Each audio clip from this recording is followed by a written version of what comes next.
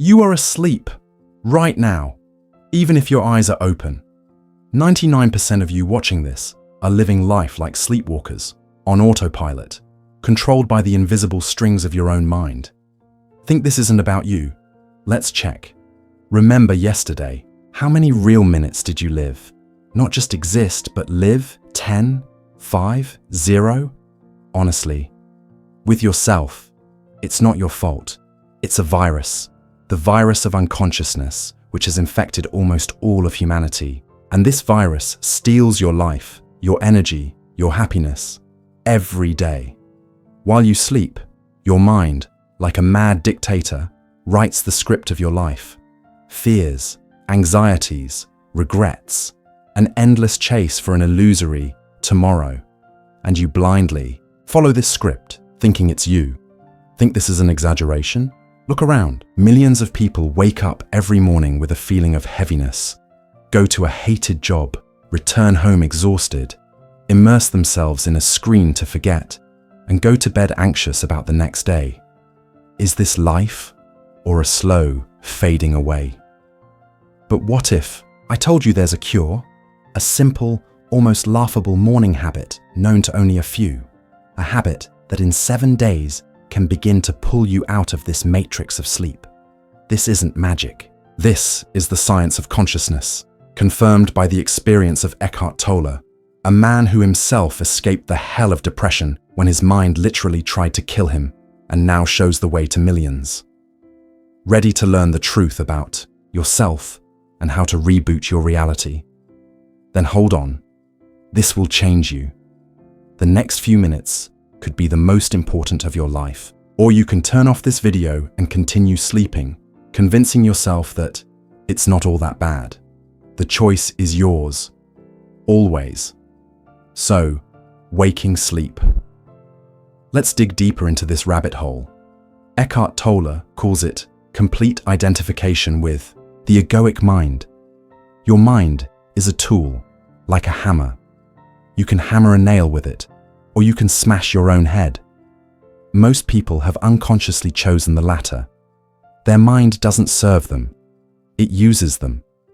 Imagine a small, perpetually dissatisfied commentator sitting inside your head. He never shuts up. He criticizes you. You've messed everything up again. He compares you to others. Mary's husband is so-and-so and yours. He scares you about the future. What if I get fired? What if I get sick? He makes you dwell on the past. Why did I say that then? What a disgrace. And you take this voice for yourself. You believe him unconditionally. This is the captivity of the mind. How does this sleep specifically poison your life? Real-life examples you'll definitely recognize. The eternal victim. Scenario: whatever happens, you find someone to blame. The government, your boss, your partner, the weather. Everyone around is bad, and you are the poor, miserable sufferer. The mind loves this role because it absolves you of responsibility. But the price is complete helplessness and a lack of real change. The race for success, which is never enough. Scenario: you achieve one goal, but there's no joy. A new, even more ambitious one immediately appears. You are constantly tense, afraid to lose. Your self-esteem depends on external achievements, but this hunger can never be satisfied because the problem is not external, but internal, in the feeling of your own inadequacy, which the mind feeds. The fear of intimacy. Scenario: you want love, but as soon as someone gets close, you push them away. The mind slips you fears. I'll be betrayed. I'll get hurt. I'm unworthy of love. You build walls, and then you suffer from loneliness behind them. The procrastination, queen of tomorrow. Scenario: you have dreams, goals, but you constantly put them off until later. Why? The mind fears failure, fears change, fears leaving its comfort zone, even if that comfort zone is a swamp, and it masterfully finds excuses. The body as an enemy scenario. You are dissatisfied with your appearance, constantly dieting, exhausting yourself with workouts, or conversely, eating away your stress. Your body becomes an object of criticism and hatred, and yet, it is your home in this life. How many of these scenarios are yours? Be honest. This isn't for me, it's for you. Awareness is already half the battle, because until you see your chains, you cannot break them. And each of us also has what Eckhart Tolle calls the pain body. This is accumulated emotional pain from the past, resentments, fears, anger, which were not lived through and released. And this pain body periodically awakens and demands a new portion of suffering. It provokes conflicts, attracts negative situations, makes you step on the same rake over and over again. It feeds on your unconsciousness, and while you sleep, it controls you. But there's good news. Two pieces, in fact. First, you are not alone. Almost all of humanity lives in this illusion. Second, and most importantly, you can get out of it. Eckhart Tolle is living proof of this. He didn't just invent a theory, he himself went through the hell of absolute hopelessness when his mind told him he was a nobody and not worth living. And in his darkest hour, on the verge of suicide, a spontaneous awakening happened to him. He suddenly realized, I can no longer live with myself. And immediately the question arose, if I cannot live with myself, does that mean there are two of us? Who then is this I, and who is the myself with whom it's impossible to live? At that moment, a separation occurred. He stopped identifying with his suffering mind. He discovered within himself a silent, calm presence, pure consciousness. And this consciousness is your true nature. It is not born and does not die. It simply is, and we will learn to return to it. Ready for the simplest yet most powerful life hack for your brain. No dawn asanas or Sanskrit mantras, though they can work too if you're into that. You'll only need one thing, your morning, the first few minutes after you've opened your eyes. And before you, like an addict, reach for your dopamine hit, your phone. Before your inner dictator mind launches its morning program of anxiety to do list dissatisfaction. Name of the habit: 5 minutes of silence on the edge of worlds. Why on the edge of worlds? Because in these precious moments, the brain has not yet fully switched from the alpha-theta rhythms of sleep to the beta rhythms of wakefulness. You are, as it were, in a vestibule between the world of dreams and the world of harsh reality. This is sacred space. This is your opportunity to hijack control from the autopilot before it reaches full speed. Step 0. Evening diversion. Before sleep, when you're already in bed, close your eyes. Take 3 deep breaths in and out, and mentally, but with firm conviction, tell yourself, tomorrow morning, as soon as I open my eyes, the first 5 minutes, or 10, or 15, choose for yourself, but it's better to start small, belong only to me and my awakening. No thoughts about the past, no anxieties about the future, only me and the present moment. You can even imagine yourself calmly lying or sitting in the morning and just breathing. Program your success. It's like giving your inner sleeping agent a task to prepare a bridgehead for the morning operation. Step 1. Awakening, the battle for the first seconds. Alarm clock. Set the gentlest melody, not an air raid siren, or you woke up on your own. Eyes open. Freeze. This is it, the critical moment. Your mind, like a well-trained hound, will immediately break free from its leash. I'm late. Check the news. What's on social media? Need to call. This is its instinct, to drag you into the usual whirlpool. Your task is to say an internal stop. Don't fight. Just don't give in to the first impulse. Imagine pressing a giant pause button in your head. Step 2. Scanning reality. Don't get up unless absolutely necessary. This is your fortress. If needed, sit on the edge of the bed, straighten your back, But don't tense up. Now, the most interesting part. We will calibrate your perception. Diversion for the mind. Breathing. More sensations. Start by simply feeling your breath. Where do you feel it most clearly? In your nostrils? In your chest? In your abdomen? It doesn't matter. Just focus on these sensations. Feel the air entering, cool, fresh, filling your lungs, and how it exits, warm, relaxed. Notice the small pause between the inhale and exhale, and between the exhale and inhale. These are sacred pauses of silence. Your mind will screech, "This is boring, pointless. Let's think about problems. There are so many of them." Smile at it inwardly and gently, like a kitten by the scruff of its neck. Return your attention to breathing. Again and again and again. This is training the muscle of awareness. Inhale, you accept life. Exhale, you let go of everything that doesn't serve you.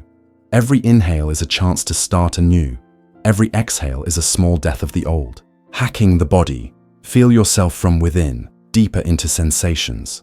Now direct the beam of your attention inside your body.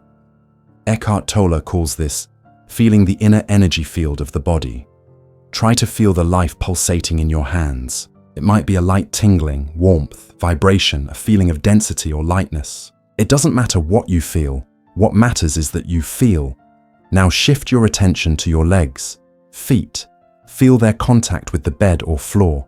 Scan your attention through your entire torso, abdomen, chest, back, shoulders, neck, head. No need to imagine anything, just scan the sensations. Your body is a miracle. It is always here and now. It doesn't think about yesterday's bills or tomorrow's meeting. By connecting with your body, you ground yourself in the present. Feel this subtle, living energy. You are not creating it. It simply is. This is life itself, becoming aware through you. Expanding consciousness. Listen to the universe. More details about listening. Now open your hearing 360 degrees. But listen not with your mind, but with your whole being. Don't analyze the sounds, don't label them. That's the neighbors drilling again. That's my cat scratching. Simply perceive them as pure sound vibrations, like the music of the universe. The sound of a passing car, a distant dog barking, birds singing outside the window, the ticking of a clock, the hum of the refrigerator, even the beating of your own heart, or the sound of blood in your ears in complete silence. Allow all these sounds to come and go, without clinging to any of them, without resisting them. You are not the sounds. You are the silent space in which they arise and disappear. Hunting for thoughts. You are not your thoughts. Key moment. And here are the main guests of our morning show. Thoughts. They will come. Inevitably.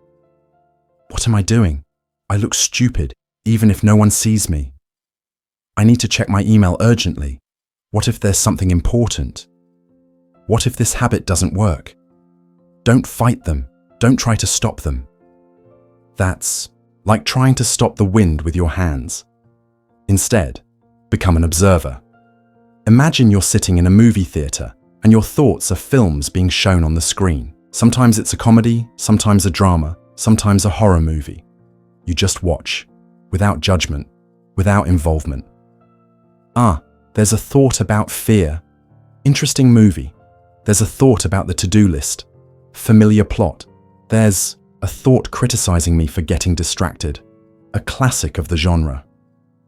Ask yourself, who is the one who sees these thoughts? Who is this silent witness? Who is not the thoughts themselves? This is your awakening consciousness, your true essence. It is calm, still, like the deep ocean beneath the waves of thoughts. Step 3, bonus level. If you've lasted these few minutes and your mind hasn't managed to totally sabotage you, and it will try with all its might, do one more thing.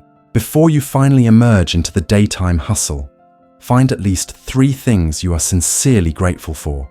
right now. Not abstractly, but specifically. I am grateful for waking up in a warm bed. I am grateful for this body that breathes and moves. I am grateful for the sunlight outside the window, or for the rain that cleanses. I am grateful for the cup of coffee waiting for me. I am grateful for the opportunity to try something new to change my life. Gratitude is a powerful vibrational key. It shifts your focus from what you don't have to what you already have. And the universe, like a generous mirror, begins to reflect back to you even more reasons for gratitude. That, in essence, is the entire secret ritual. 5, 10, 15 minutes. Your choice.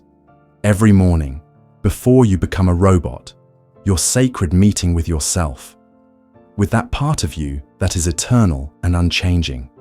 Too simple to be true. Our mind loves complexity. It thinks that great changes require great effort and complex techniques, but the truth often lies on the surface. But to see it, you need to wake up. So don't take my word for it. Don't believe the authority of Eckhart Tolle. Test it for yourself. This is your personal experiment. This won't be like a spa treatment. Your mind, your ego. It's like an old cunning dragon that has sat on the throne of your consciousness for decades, and it's not going to give up its power without a fight. The next 7 days are your personal odyssey, your battle for liberation from the prison of your own illusions. Day 1 to 2. What nonsense am I doing? I don't feel anything. Rebellion of the Matrix and first doubts. You'll wake up, remember the task, and then the symphony of internal sabotage will begin. Oh no, not this. I really don't have time. This is such rubbish. I'd rather sleep 5 more minutes. I don't feel any inner body. Only my back is stiff. Thoughts will jump around like crazed monkeys. You will get distracted every 3 seconds. Irritation, anger at yourself, at me, at Tolle may appear. It might seem completely pointless and that nothing is happening. This is normal. This is your mind testing your strength. Your task, like a stubborn samurai, just keep going. Even if it feels like torture. Even if you're just sitting or lying there and fuming. The very fact that you notice this chaos, this rebellion, this resistance is already a huge step. Before, you would have just drowned in it, unaware. Now you are an observer of this circus. Day 3 to 4. Wait a minute. Silence? Is this real? First glitches in the matrix and disbelief. If you survive the first 2 days of hell, and it really can feel like hell for a mind accustomed to hustle, then on the 3rd or 4th day, something unexpected might happen. Suddenly, amidst all this mental noise, for 1 second, for 2, maybe even for a whole 5 seconds, complete, absolute silence in your head, as if someone abruptly turned off the sound of a TV that had been blaring non-stop for years. And in this silence, an incredible, almost tangible feeling of peace, depth, space.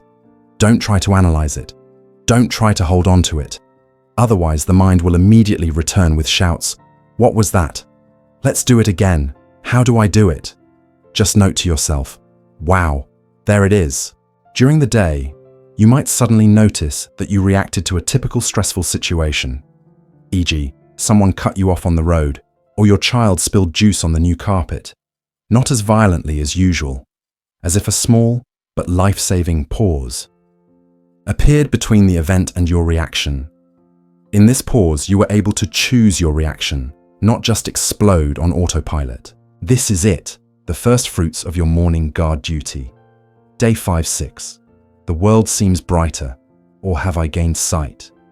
New reality settings and deepening experience. The practice starts to become habitual, maybe even pleasant.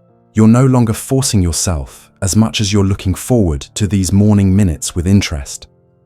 Moments of silence and presence become a little longer, a little deeper. You begin to more clearly feel your inner body, not as an idea, but as a real sensation of life energy. And the world around, it seems to be changing. Colors become more saturated, sounds clearer, more voluminous. You suddenly notice beauty in the most mundane things, in the pattern of frost on the glass, in the play of light on the wall, in the smile of a random passerby. The taste of food becomes richer. You start to truly hear what your loved ones are saying, without interrupting them with your thoughts, without finishing their sentences for them. Relationships warm up. More patience, more empathy appears, for yourself and for others.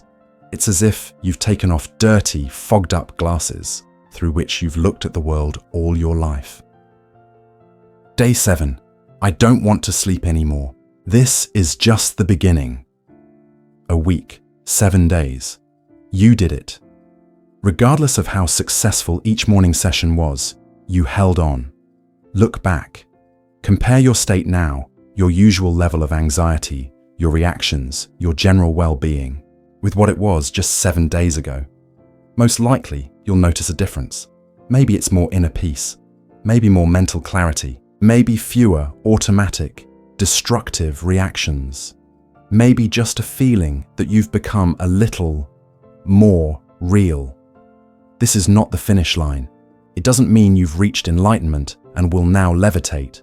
No, the mind will still try to regain its positions.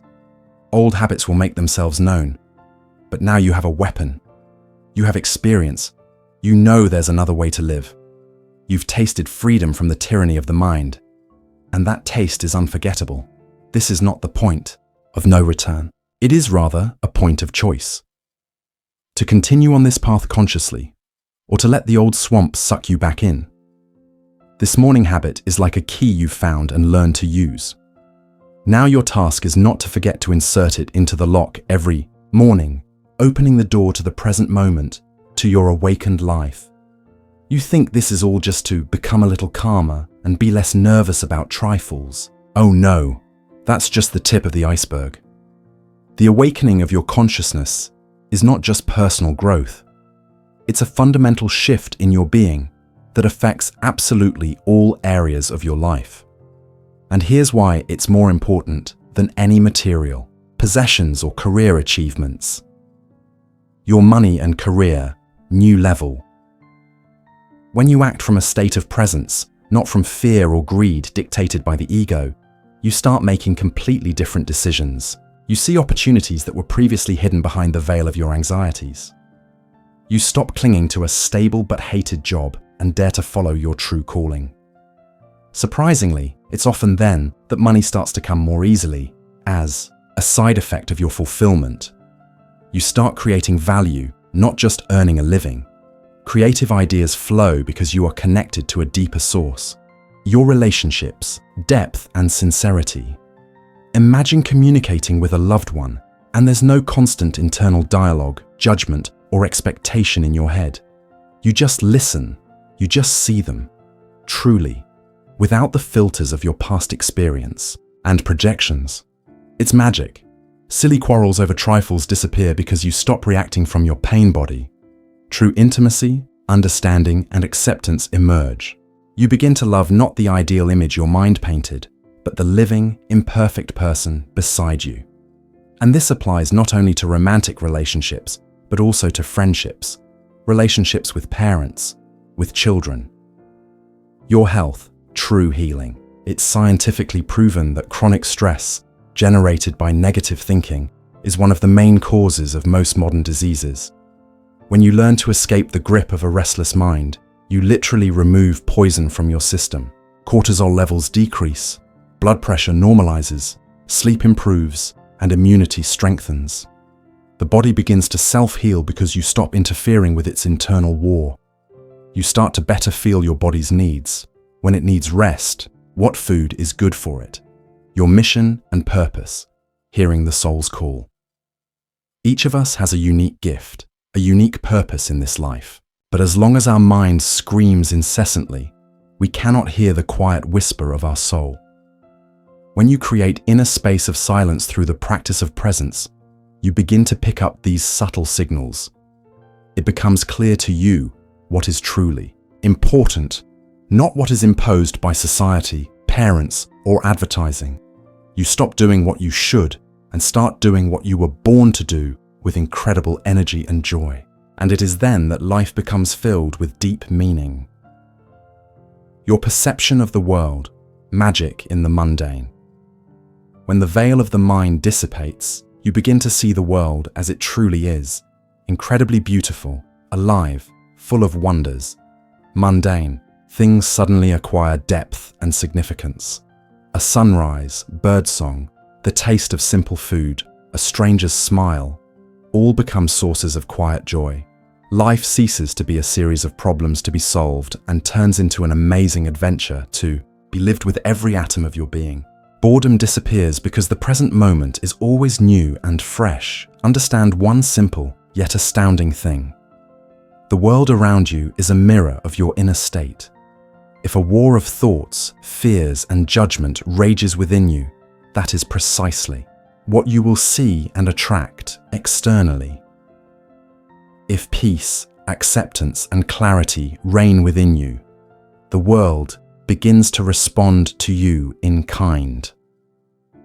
Eckhart Tolle constantly repeats that the only truly effective way to change the world for the better is to start with yourself, to awaken your own consciousness. Every awakened, conscious person is like a powerful beacon of light in this sometimes mad and sleeping world. You are not just improving your life. You are becoming part of a global transformation of consciousness on the planet. Have you ever thought about it on such a scale? Your mind is the most skillful saboteur and master of illusions. It will offer you 1,000 reasons to quit and return to the familiar stall of unconsciousness. Know its main tricks by heart and be ready to counter them. Mind trap, number 1. I have absolutely no time for this nonsense. Mantra antidote. Lies. I waste hours on mindless scrolling, watching series, or empty talk. Finding 5 to 10, 15 minutes for my life, for my awakening, is not a matter of time. It's a matter of priorities. I choose myself. I choose presence. If I don't have 10 minutes for myself, it means I don't have a life, only hustle. Mind trap, Mara 2. This is terribly boring. I don't feel anything but boredom. Mantra. Antidote. Boredom is the mind's resistance to the silence and simplicity of being. My mind is accustomed to constant stimulation, drama, entertainment. But behind this boredom, like a curtain, lies the deepest peace, clarity, and joy that my restless mind doesn't even suspect. Boredom is a signal that I'm on the right path, that I'm breaking free from the mind's control. I allow boredom to be, and I observe it. Mind trap, number 3. My thoughts aren't going anywhere.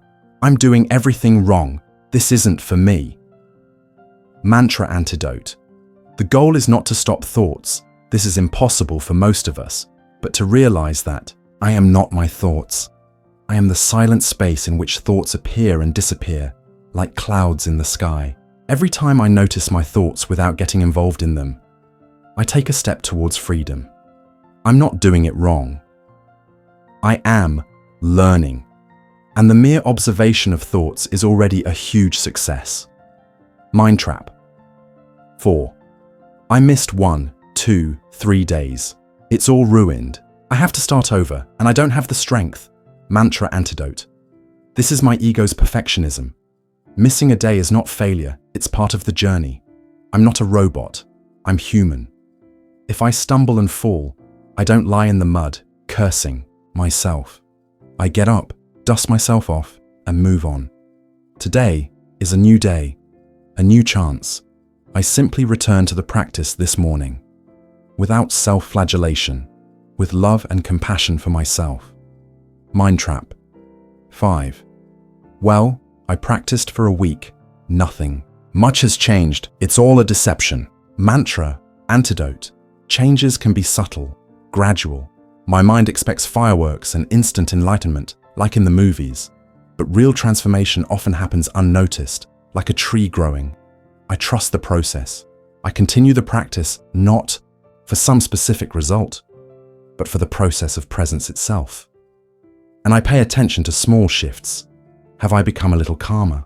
a little more aware, a little kinder to myself and others. That's already a huge victory. Remember, your mind is a brilliant lawyer for your old self. It will find 1,000 arguments for you to stay in your cozy, or not so cozy, prison. Your task is to become an even more brilliant prosecutor for your new, awakened self. Well, now you know almost everything. You've received the map. You've received the compass. You've even received an approximate route for the first 7 days. You stand at a crossroads.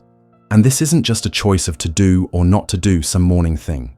This is a fundamental choice that will determine the quality of all your remaining life.